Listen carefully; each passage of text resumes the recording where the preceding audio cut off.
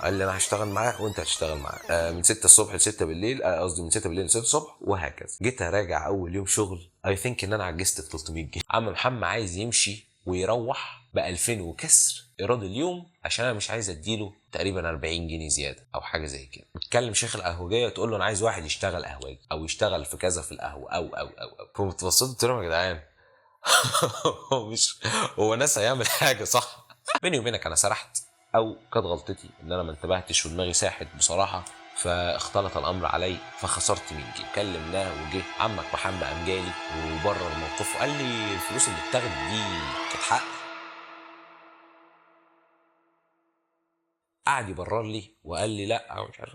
كنت عايز اقول له بصراحه يا عم محمد ما انت واخد فلوس ازيد من اللي انت كانت ليك، بس سكت ما رضيتش بقى اتكلم وقلت هتناقش مين يا عم انت عبيط. بيني وبينك عمك محمد اكتشفنا ان هو كان بيعمل حركه مش لذيذه على ما اتذكر، يعني كان بيخنصر في الفلوس. ازاي يا عم بيخنصر في الفلوس؟ او مش عارف دي اسمها خنصره ولا لا. عمك محمد الشاي كان ب6، عمك محمد بيبيعه ب7. ايه والله يعني فاهم، شاي ب6 تقريبا عمك محمد كان بيبيعه ب7. كان بيسترزق على الفك. يابا الحاج ما انت ليك يوميتك وليك بقشيشك مش عارف ايه، هي كده حسابك 28 30 محدش هيراجع وراك. خد ال 30 ال 2 جنيه في كل اوردر تك تك تك تك يعمل له ممكن بتاع ايه، بتاع 100 جنيه في اليوم زياده. 100 جنيه في اليوم على التيب، على على اليوميه بتاع اللهم صل على النبي. تصدق وتامن بالله انا كنت اقل واحد بيقبض هناك وانا اللي كنت شايل على كل ده. لا كنت باخد معاهم في التيب ولا كنت فاهم بينوبني من الحظ جانب من الحاجات اللي هم بيعملوها دي، والحمد لله ما كانش اللي بينوبني من الحظ ولا من التيب بصراحه، ان انا كده كنت مستغني عن الموضوع. انا رايح اشتغل عشان عايز ميزانيه فيلم، مش رايح اشتغل عشان اصرف على بيت ولا اعمل ولا بتاع. انتوا اولى بالجانب بتاعكم ده، انا براه ماليش دعوه. فالمهم ابتدى عمك محمد يبان على حقيقته نوعا ما، من راجل بيصلي لراجل لسانه طويل وبيشتم ومش عارف ايه وبتاع. لا لا لا لا يا عم محمد مالك، تيك ات ايزي، الدنيا بالراحه، مش زي ما انت فاهم كده يعني، او مش زي ما احنا كنا فاكرينك يعني. بس عيشت يا عم محمد، انت حر، انت عم محمد وانا مازن وده سيف، خلاص عادي. اللي حصل كان خازوق لعم محمد بصراحه، وكانت ضربه نصر لينا زي الضربه الجويه ومش عارف ايه وبتاع الكلام اللي انا مش عارفه عشان كنت شايل تاريخ وان شاء الله هكون عديته يعني عشان النتيجه لسه ما طلعتش. انت كنت شايل تاريخ؟ الحمد لله انا ما خدتش الماده دي. انت ما خدتش الماده دي لسه؟ لسه. ما تسجلهاش. مش عارف ازاي بس ما تسجلهاش. انا كده كل المواد مش هسجلها، كل واحد عمال يحذرني من الماده. ايه اللي حصل؟ عمك محمد وقعت على قلبه كوقع الصاعقه. احنا كنا قاعدين بنتفرج عليه وقاعدين بنضحك واحنا بنعمل اللي احنا كنا بنعمله، اللي هو كان ايه، صاحب المكان عمل منيوهات. يا اخي قول مبروك، دي القهوه ولا الكافيه اتطور؟ عملنا منيوهات والله العظيم. مش كده وبس، بوشكاش محفوظ بيضحي النهارده، ده عمل 2 منيو بعرض الحيطه، فاهم، بتاع نص يعني، فاهم، باب الاوضه يعمل نص باب الاوضه مثلا حاجه وعلقه على الحيطه هنا وعلقه عشان عمك محمد ما يقدرش يحط عينه في صباعه التخين ويقول له دلوقتي 2 جنيه زياده محدش يقدر يكلمه. دلوقتي الزبون يبص على الحيطه المنيو اهو، والله يا عم محمد عايز 2 شاي ب 12 جنيه، فاهم. عمك محمد ما يقدرش يفتح بقه، خلاص الزبون دايما على الحق والمنيو محطوط على ترابيزته وعلى الحيطه. فدي كانت ضربه صاعقه لعم محمد، فاهم. ويمكن برضو كانت من ضمن الحاجات اللي تخلي عمك محمد يطفش. ما انا زي ما قلت لك كل واحد ليه فتره وهيمشي. مش ركز انت معايا، خلي بالك النهارده او انا اللي عايز انام مش عارف. يجي بقى حاجه تانية خالص، دي بقى تخصني ما تخصش المكان. ان جيت للحق مفيش وقت ان الواحد يعمل اي حاجه خالص، شغال 12 ساعه وكمان ازيد من ال 12 ساعه، وعبال ما تروح في المواصلات وتروح في المواصلات وتقعد تفطر وتنام وتقوم تتغدى وقتك خلص. مفيش حرفيا وقت تعمل حاجه. ايام بتنام بال6 ساعات وايام بتنام بيبقى اهم حاجه ان انت تنام 8 ساعات تقريبا. حاسس ان ضهري هيبوظ بس قشطه يعني. فاهم، وايام تنام بال8 ساعات ومش عارف ايه وبتاع عشان عايز تنام عشان مرهق، فاهمني. بس انت مضطر يعني، فاهم، انت مضطر يعني انت مضطر هتعمل ايه. فتمام. انا بقى كانت ايه مشكلتي؟ كانت مشكلتي ان انا تخيل يعني، انا عايزك تتخيل انا عايش في البيت وهو ما بشوفش ابويا بيجي من هنا، انا بمشي من هنا، انا بروح الشغل من هنا، ابويا بيجي من هنا، فاهم. او مش عارف تقال ازاي. ابويا بيروح شغله الساعة 7 8 الصبح، انا بخش بيتنا الساعة 7 8 الصبح، بمشي من بيتنا الساعة 5 مثلا. ابويا كان ساعات يخش البيت الساعة 7 8 بالليل، 5 6 بالليل. ما كنتش بعرف اشوف ابويا، كانت تيجي عليا يعدي يوم يومين من غير ما اعرف اشوف ابويا، وده موضوع ما كانش الطف حاجه بالنسبه لي بصراحه. فبقيت بحاول اخلص شغل بدري واخلص حالي بدري، عشان وانا مروح انا عارف ابويا بيمشي منين، فاقوم رنن عليه انت فين، يقول لي انا طالع بالعربيه من تحت البيت، اقول له استناني، اول ما اروح اسلم على انت متخيل يا جدع الموضوع وصل لفين. ففي مره وصلت بدري، رنت على ابويا، لا قال لي انا طالع من البيت او خلاص طالع بالعربيه، فانا عارف ان ابويا هيعدي من شارع اسكندريه، فقمت ماشي في شارع اسكندراني لغايه ما لقيت عربيه ابويا قدامي. كنت مره واحده والله العظيم كنت واقف قدام العربيه بتاعت ابويا، تمام، طلعت من تحت الرصيف مره واحده، قمت رامي نفسي قدام العربيه بتاعت ابويا وقعدت اعمل كده في الشارع، مش عارف ايه. والله العظيم يا ابني بس الموقف ده والله العظيم في راجل كبير امن على قهوه لازم ايه يا ابني ايه، عارف انت اللي هو شباب زي الورد بتنتحر على الصبح، يلا عودنا على الله نشوف غيره. فلاقي لك ابويا قام راكن على جنب، قمت رايح اسلم عليه، لقيت لك الراجل على القهوه، ايه ده انت تعرفه؟ طب تمام انا طريق السلام انت. بس كان حته موقف بصراحه يفصل، اروح اسلم على ابويا والدنيا لذيذه وبتاع وتمام. كان بصراحه من ضمن ازمات الشغل، بعيدا عن الازمات النفسيه ومشاكل الشغل، وغالبا ممكن ما تكونش بتعرف تنام من الكوابيس اللي بيجي لك ومش عارف ايه، دي كانت برضو من ضمن المشاكل، واعتقد دي كانت مش الطف حاجه فيهم. بص يا معلم، كده احنا دلوقتي اتبقى لنا الفقره الاخيره بتاعت عمك محمد مشي ازاي. هقول لك انا مشي ازاي.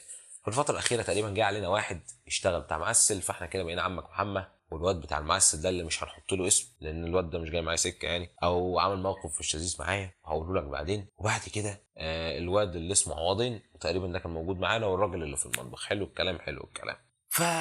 عمك محمد والواد اللي مش هنقول اسمه ده ما كانوش ألذ حاجه مع بعض. ليه بقى؟ الواد ده كان حاطط عمك محمد في دماغه، وعمك محمد ما كانش جاي مع الواد ده لان هو شايف ان هو واد مش بتاع شغل، واد لا مؤاخذه كده، فمش بتاع شغل.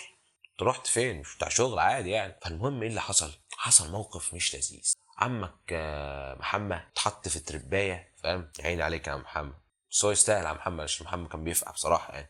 عملوا معاه ايه المعلمين؟ هقول لك انا عملوا معاه ايه. قال لك عشان نتاكد الراجل ده بيسرق او بيفقع فلوس ولا لا، احنا هنعمل معاه موقف. قال لك ايه؟ قال لك احنا هنمسك حجره المعسل اللي اوريدي مرصوصه، اللي هي المفروض في امانه وحسبه مين؟ عمك محمد، ان هو اللي ماسك الشفت، وهنرميها في الزباله. هنفضي حجره المعسل في الزباله، فمعنى ان الحجر فاضي ان هو استهلك واتاخد فلوسه، يعني الزبون شربه وعمك محمد حاسب عليه الزبون. فقال لك احنا هنعمل ايه؟ احنا هنرمي المعسل في الزباله من الحجره، وكل لما عمك محمد يعجز فاحنا نعرف كده ان عمك محمد راجل ماشي في السليم وايه ومالوش في حاجه. انما لو عمك محمد معجز فعمك محمد كده بالصلاه على النبي فاقع فلوس كتير قوي في جيبه من الزباين. قال لك الواد اللي مش هنقول اسمه دخل عليا وبيقول لي انا عايز اقول لك على حاجه. قلت له ايه؟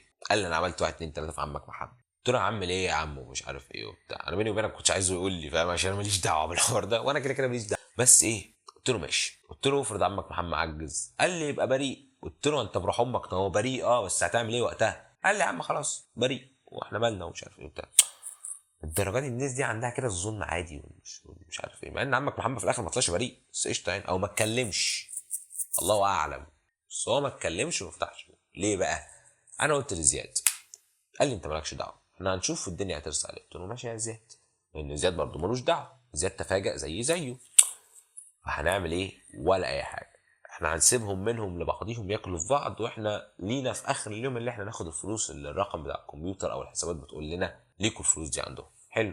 يجي عمك محمد يحاسبني يديني فلوسي كامله، انا ماليش حاجه تاني عند عم محمد، انا مش عايز منك حاجه، اديته قبضه مع السلامه. عمك محمد يقوم طاير ويخلع من غير ما يدي التبس لمين؟ للعيال اللي شغاله معاه، اللي هو عوضين والواد اللي مش هنقول اسمه. ليه كده؟ ما عمك محمد شكله قطع على النمره، وعمك محمد بعد كده ما جاش المكان تاني، هو ماشي كده، فقال لك انا همشي كده، قام واخد التيب بتاع المكان كله وماشي. الله مع عيالة دي برضه، بس حق، ما هو بصراحه اتفقع في كام حجر معسل حلوين. حجر المعسل كان بكام؟ حجر المعسل كان بستة تقريبا، فاهم؟ وهم فقعوه في مش عارف في 6 7 حجرة معسل، يعني بتاع 36 جنيه تقريبا، والله ما فاكر فقعوه في كام حجر معسل، بس فقعوه في حبه يعني، فاهم؟ او حاجه زي كده. فتمام يا معلم، تمام يا معلم، مفيش مشكله.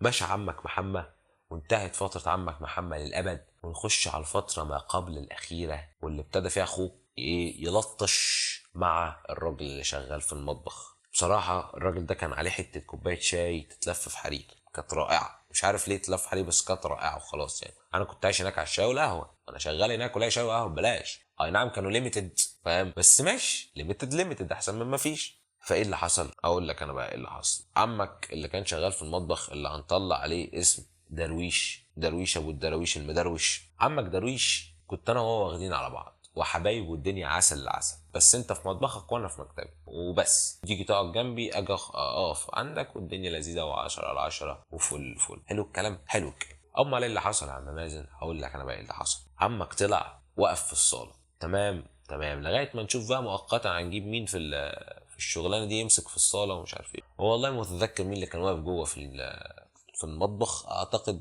اللي كان واقف في المطبخ كان الوضع عوضين على ما اتذكر، وتمام. اول يوم يمسك فيه عمك درويش المكان، عمك درويش حجز. لا اله الا الله، في ايه يا جدعان؟ اللي انتوا عبطوا ولا ايه؟ طب الراجل ده كنا عارفين ان هو ايه بيسمسر في الفلوس وعشان نمشيه او عشان برضه ايه تعجزوه او تشوفوا حرامي ولا لا. انما درويش ده تبعنا، اللي انتوا بتعملوه ده ما يصحش. بس طبعا ما حدش قال لهم كده، بس احنا عارفين اللي هم اللي عاملين كده. الشغله دي بقى قال لك احنا هنمشي الوضع عوضين، وفعلا مشينا الوضع عوضين. تمام ومشينا الواد اللي مش هنقول اسمه، بس قبل ما يمشي حصل موقف هبقى احكي لك عليه. يجي بقى لاجازه. ما بصراحه انا انسان وعايز اتدلع، وكان في حفله عايز احضرها بصراحه، وانا كنت بنمر على اجازه عشان من ساعه ما دخلت الشغل ما خدتش ولا يوم اجازه. كنت عايز يومين ورا بعض وفضلوا يتاجلوا لغايه ما بقوا يوم واحد اساسا، وكان يوم جمعه وكانت حفله في جرين بلازا. فقمت رايح لان انا راجل شغال وعايز احضر حفله وعايز اروح بقى وبتاع وعايز اريح. انا بقالي كتير شغال، انا طالع عين امي وما بنامش زي دلوقتي كده، مش هصور لهم عليك فيديو يعني. فالمهم يا صديقي اروح الحفله. قبل ما اروح الحفله بكلم الدكتور، يا دكتور انا مبلغ باجازه، بعد اذنك عايز اجازه. قال لي مفيش مشكله يا مازن، بس دلوقتي احنا عايزين حد يمسك مكانك. قلت له يا دكتور سهل، هجيب لك واحد صاحبي كفء وراجل محترم، وطالما صاحب مازن يبقى واد رجوله ومجدع وجدع ومحترم وامين وعيل تنين وكل حاجه حلوه. تمام وجبنا فعلا الواد صاحبنا عبد الجواد.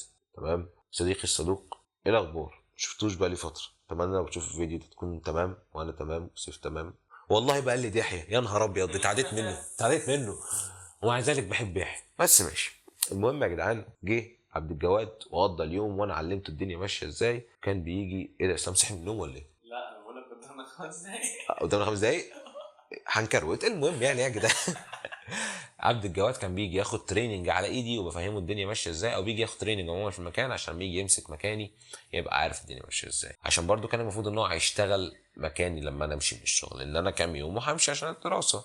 فصاحب المكان يقول لي وانت برضو هتسيب عبد الجواد لوحده ويقفل لوحده؟ قلت له عيب يا دكتور، عيب يا دكتوره، ده انا مازن حتى اجي له يا عم واقفل مع الشيفت. قال لي ما انا برضو العشم يا مازن. وانا بصراحه كنت بعشق التقدير. حط لي تقدير اعمل لك اي حاجه انت عايزها، اي حاجه انت عايزها، بس اريني صم تقدير. بعض التقدير يعني كنت بقول لهم كده في البيت، بس كانوا بيقولوا لي ان انت كده مغفل تقريبا او بيضحك عليك بسهوله، وهم صح. انا ما عنديش يعني غلط في ان هم بيقولوه، بس انا بصراحه كنت بحسب مبدا تاني. انا يتم تقديري في نقطه معينه وبرى ان انا ذو مكانه في مثل هذه النقطه، انا كده تمام ويا عم اعمل اللي انت عايزه، ما عنديش مشكله.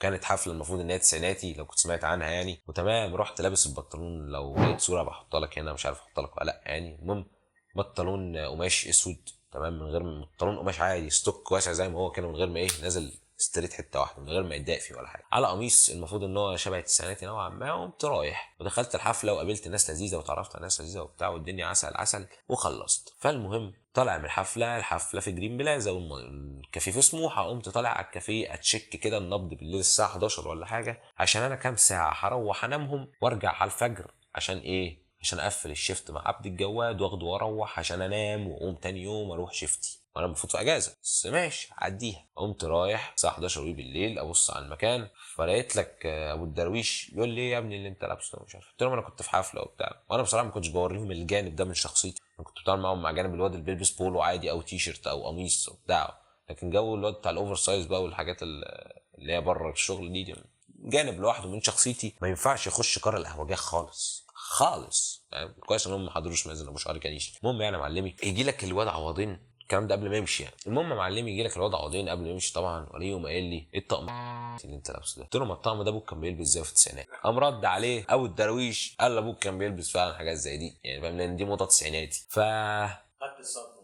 فاهم، هو خد الصدمه ما اتكلمش يعني، فاهم، ما احنا برضه اصحاب وحبايب وكل حاجه، بس يعني كده يعني، فاهم، العمليه خد وهات، فاهم، خد ودي بشكل ودي، انا مش عارف اتقال ازاي. المهم يا صديقي خلص الموضوع لا ما خلص. ليه بقى؟ لان اللي حصل كالتالي: انا اجي عشان اقفل الشيفت مع عبد الجواد، الاقي عبد الجواد بيقول لي وانا براجع معاهم الورق، بيقول لي الورقه دي مش من خطي. قلت له يعني ايه؟ قال لي انا استلمت منه ورقه فيها اوردر فلاني. قلت له جميل. قال لي ابو الدراويش مش معترف ان الورقه دي طلعت من ايده، والاوردر ده ب 15 جنيه او ب 10 جنيه حاجه زي كده، ب 15 تقريبا. هقول لك انا بقى ايه اللي حصل. قلت له ماشي. قمت رايح له قلت له ابو الدراويش ايه اللي حصل؟ قال لي يا عم صاحبك ومش عارف ايه، والورقه دي بيقول ان هي من خطي وبتاع. قلت له ما اللي قبلك كتبها، اللي فتح الشيفت كتبها لك. قال لي لا مش تبعي ومش عارف. يعني كده هيتلبس الواد في 15 جنيه. قال لي مش شغلتي يعني عادي. فتمام تمام. قلت له سيبها لي. قمت واخد الورقه على جنب، حلو الكلام، وقمت مكلم عبد الجواد وقلت له بص يا معلم، هنا انت لازم تكون معاهم خشن، عشان هتديهم صباعك هياكلوا دراعك، ودول هنا ايه جو حراميه في بعض او مش عارف ايه او بتاع. فكنت بحذر الواد عموما من الكار. فلاقي لك الواد اللي مش هنقول اسمه قام سمع الكلمتين دول وراح قالهم لمين؟ لابو الدراويش.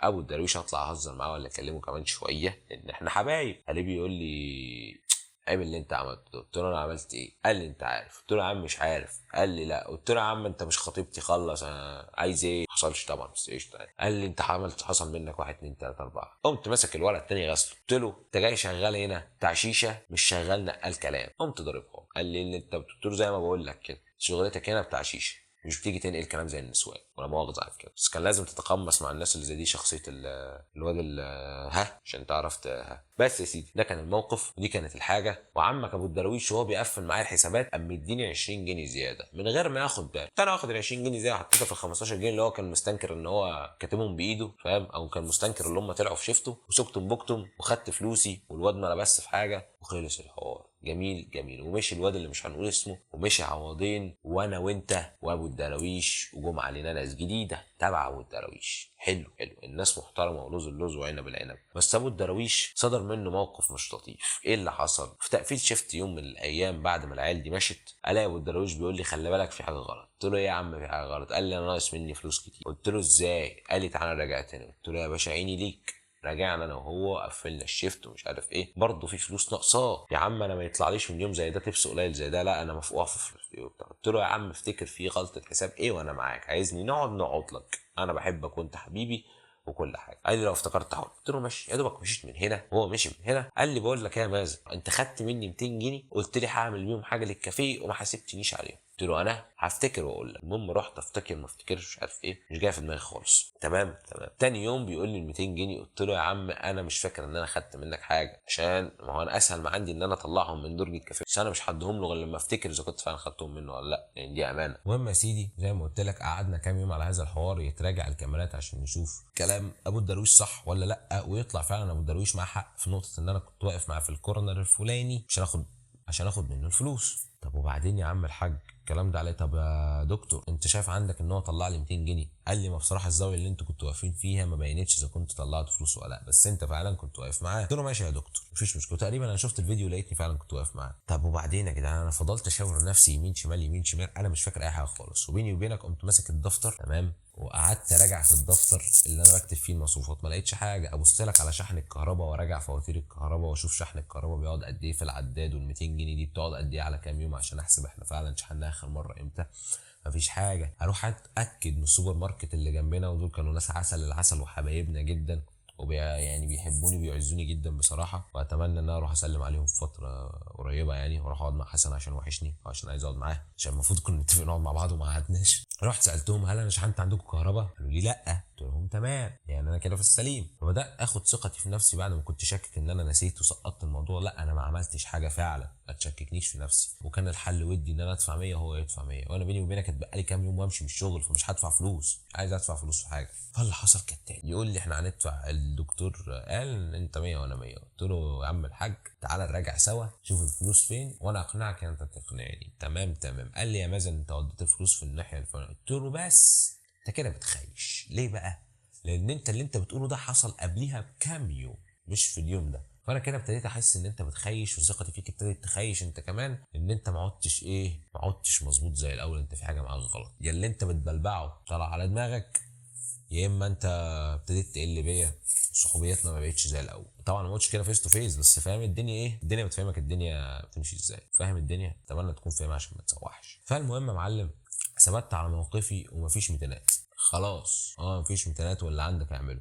يمين شمال مسكت الدكتور فهمته الوضع وقلت له مفيش ميتينات وانا مش هطلع الحاجه، لغايه ما في مره مسكني قال لي بص انا بكره اجازه ورايح المستشفى عشان رايح اعمل اشعه مزنوق في فلوس. وجيت الحق انا كنت عندي يعني انا عارف ان هو تعبان نوعا ما، فكنت عارف ان هو في احتمال كبير يكون فعلا رايح للدكتور. فيا عم اديني 200 جنيه، وبعدين الدكتور هو اللي قال لي خدها من مازن ومش عارف ايه وبتاع، ولو قال لك غير كده بكره يا عم انا حاجه من اجازتي واديك ال 200 جنيه ومش عارف ايه وبتاع. فبيني وبينك الدكتور كان قايل عنه امبارح او الصبح او من كام يوم ان هو زي اخوه اكتر ومش عارف، فقلت الدكتور قال كده وهو برضه مزنوق ففك زنقته، وهو قال لي ان الدكتور قال له. فانا قمت عامل حركه صايعه. ايه الحركه؟ قلت له تعالى خدها بكره. قال لا يا عم انا مش هاجي من اجازتي بكره وبعدين رايح مستشفى ومش عارف ايه. قلت له ماشي. احنا كنا واقفين بره، كنا واقفين في حته كاميرا كشفنا فيها. قمت عامل ايه؟ واخد منه الفلوس وقمت مقبضه الاول يوميته لوحدها. قال لي وال 200 جنيه يا عم مزون، بقول لك رايح اعمل اشعه على دراعي بكره.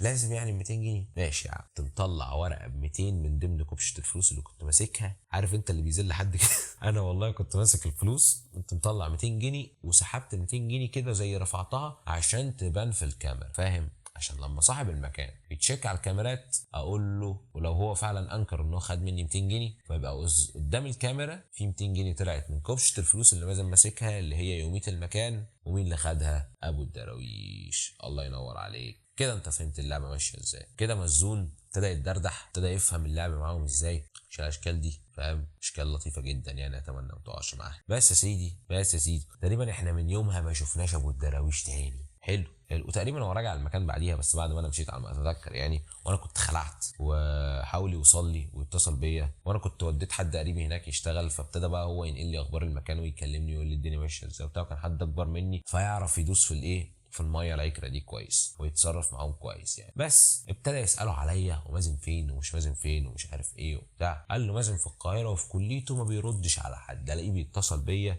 وما ردش عليه. فانا سحبت نفسي والشغلانه خلصت، فمش ناقص وجع دماغ ومالكش امتنانات عندي ولا حاجه ولا مش عارف ايه. وكان في الفتره الاخيره بعد ما هو مشي كان الاثنين صحابه اللي جم هم اللي كملوا، كانوا بصراحه ناس محترمه فاهمني وناس ذوق وناس حلوين، وكانوا برضو رجاله كبار. بس 10 على 10. في اخر يوم انا كنت رايح اعمل ايه؟ اقول لك انا كنت عايز استاذن بدر اليوم ده عشان مسافر القاهره. هتقول لي مسافر القاهره تعمل ايه؟ اقول لك بتوع السكن الله يصلح حالهم اللي كرشوني من المبنى بتاعي، وعشان كده جيت اقعد عند اخويا سيف حبيب قلبي اللي متصور عنده يا عم. قال لك المبنى هيقفل مره واحده بلا سابق انذار، فقمت اضطريت امشي عشان اجازه نص سنه. ايه اللي تلاقي المهم يعني. قال لك يا اخي انت حبيب قلبي عشان انت قاعد ده. لو ما كنتش جيت ما كناش صورنا فيديو. كناش عملنا الناس اللي مستنيه الفيديو ما كناش عملنا الخزعبليله دي كلها. المهم يا معلم قال لي انت رايح للسكن عشان هما المفروض بيبقى فيه عمليه كده بيتراجع فيها البيانات بتاعتك عشان تتقبل في السكن، وبعد كده بتخش سكن. انا ما كانتش بياناتي اتراجعت كل ده على الموقع، طالما بياناتي ما اتراجعتش فانا مش هقدر احجز اوضه من على الموقع عشان اسكن فيها، فلازم اسافر الكليه عشان الكليه تراجع بياناتي. فانا اليوم ده كان لازم اسافر فيه عشان بياناتي تتراجع. تمام. كنت مستعجل وقفلت الشيفت، وكان عم عبده بتاع شيفت الصبح جه، وقريبي كان قاعد معايا عشان يقفل الشيفت معايا برضه ويكمل يقعد ساعه ولا ساعتين وبعد كده يروح بعديه. حلو الكلام. امال ايه اللي حصل يا عم الحاج؟ حصل كالتالي ان انا وانا بقفل الشيفت قلت لهم الامر 1 2 3 4 تيكي تاكا. تمام. والجدير بالذكر ان واحد من اصحاب ابو الدراويش ده كان ليه فلوس في مره وانا صحصحته وقمت حاسبته عليه، يعني كان غلطه معايا ومعاه في الفلوس وهو دفع حاجه زياده فاهم. فانا نبهته ودفعتها له من جيبي، وانا قمت لاعب في الحسابات تاني يوم عشان ارجع الفلوس دي لجيبي تاني، لانها كان اوريدي حاجه في الثلاجه مدفوع حقها. فلما اتباعت خدت انا فلوس دي في جيبي لان كده يعتبر انا اللي دافع حقها. وصل لك؟ فكده عمك ده ليه عنده جميل مره تانية كان مديني فلوس زياده، كده بقى ليه عنده جميلتين. تمام. والراجل ده بصراحه كان محترم وطيب فتمام. فبعد كده اخر يوم ليا انا يا دوبك مشيت واقف في محطه سيدي جابر، فاتني القطر وقاعد مستني قطر تاني او اي مشروع يجي عشان اركبه، وفجاه بتليفون من عم عبده بتاع شيفت الصبح بيقول لي يا مازن انت نسيت تسجل كنزات تمنها 150 جنيه والسفراجي خدها ومشي. اوضح لك هقول لك ايه اللي حصل. بكل بساطه انت المخزن عندك بتسحب منه عدد معين من الكنزات، المفروض بتسجلها في الدفتر عشان اخر اليوم الكنزات دي تتحسب في المبيعات. تمام. فانا نسيت اعمل كده. فاللي حصل ايه؟ ان الكنزات دي اتباعت وفلوسها اتحطت في جيب مين؟ اتحطت في جيب السفراجي. ليه؟ لان دي غلطتي انا اللي ما سجلتهاش في المبيعات. بس يا سيدي لا اكتر ولا اقل. فالسفراجي لقى ان معاه فلوس كتير قوي، يلا كل ده تبس 150 جنيه زياده على التبس اللي معايا. فقام مشبرق على الرجاله بزياده. تراين عليه قلت له ايه الاخبار؟ بص اخوك في ورطه، حصل 1 2 3، وانا اخر يوم ليا شغل بقى وبتاع، مش عايز ايه، مش عايز البس 150 جنيه، فبالله عليك رن لي على الرجاله وقول لهم قبل ما يصرفوا حاجه، الكلام ده بعد انتهاء الشيفت بساعه ساعتين، قبل ما يصرفوا حاجه بالله عليك عشان ايه ما يحصلش مشكله. تمام. وانا هاجي تاني يوم عشان احل المشكله دي ودي من غير ما الدكتور يعرف حاجه. هلعب انا في الحسابات، لان انا خلاص يا معلم انا كنت اداره حرفيا وقتها. انا كانت بتحصل مشكله مع عبده بتاع الصبح، باجي له بدري عن الشيفت بتاعي عشان اشوف هو غلطان في ايه في الحسابات ومكعبل في ايه واحل له العقده. كل كنت بلعب بالارقام لعب، كنت بحب الموضوع جدا. خلاص انا خدت دور الاداره، اي مشكله في السيستم، اي مشكله في الورق في الحسابات، انا هعرف الحوار ده فين. بس يا سيدي فالدكتور عرف وكأن شيئا لم يكن وما عملش حاجه الحمد لله يعني. وعمك الراجل المحترم رجع الفلوس وبس كده. دي كانت كل حاجه للحكايه دي. مش عارفه تنزل على جزء ولا على جزئين، بس اهم حاجه انك تعمل لايك او تكون عملت لايك وتعمل كومنت وتعمل شير وانا اخش انام بس. فاتمنى ان انت تروقنا وتشبرقنا بالحاجات وسبسكرايبك وتشير الفيديو مع حد من صحابك لو عجبك يعني او مع اصحابك. وده مازن مصطفى، ومازن عايز ينام، فتصبح على خير.